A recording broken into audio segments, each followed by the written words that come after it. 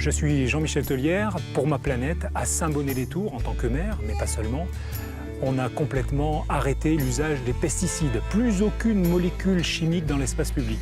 Pour ma planète également, nous préservons la biodiversité avec une aire de nourrissage pour Milan Royal, un rapace rare à l'échelle européenne. Et pour ma planète également, nous allons créer l'une des rares réserves naturelles régionales sur les gorges de la Maronne.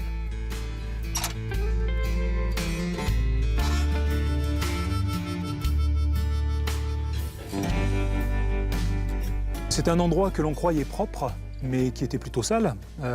Ces graviers honorent cette tombe, ils sont propres, mais tout ce qu'il y avait autour, c'était de la terre mélangée à des herbes qui avaient été brûlées par des herbicides. C'était rien de digne, rien de joli. Mais, comme on le pensait à l'époque, ça faisait propre. Ça faisait propre de ne pas avoir d'herbe dans l'espace public.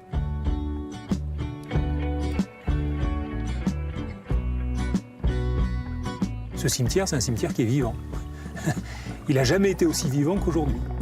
À la nuit tombée, venez ici, vous entendrez chanter le petit grillon d'Italie, ce qui n'était absolument pas le cas, puisqu'il y avait toute espèce de vie qui avait été complètement éradiquée dans l'endroit.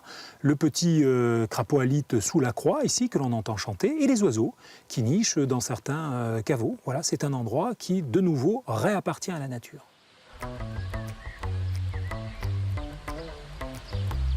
Ça coûte moins cher.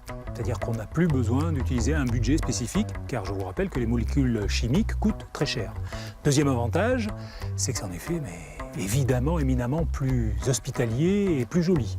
Et voilà aussi, c'est une satisfaction personnelle pour la population de dire on n'utilise plus de chimie, plus de produits qui tuent, qui empoisonnent dans la nature. Les inconvénients, c'est qu'il faut entretenir l'huile de coude.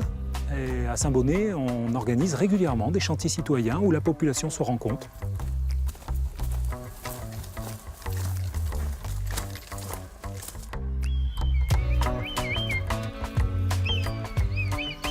Les gens qui croisent régulièrement le Milan Royal ont l'impression qu'il est à tous les étages et que c'est une espèce commune. Non, il est présent ici, mais si on va 100 km plus à l'ouest, il disparaît jusqu'à l'Atlantique.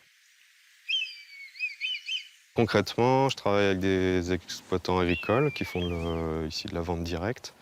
Et tous les déchets de boucherie qu'ils ne valorisent pas, ils me les donnent et du coup, je viens les poser sur la plateforme sur laquelle on est. La réponse est compliquée. C'est-à-dire, est-ce que je dis ce que je pense? Et ce que je pense, c'est que moi, je suis un éternel positif localement. C'est-à-dire que, voilà, tout ce temps qu'on est, je crois que déjà, localement, il faut faire bouger les choses. Voilà, premier challenge, autour de soi.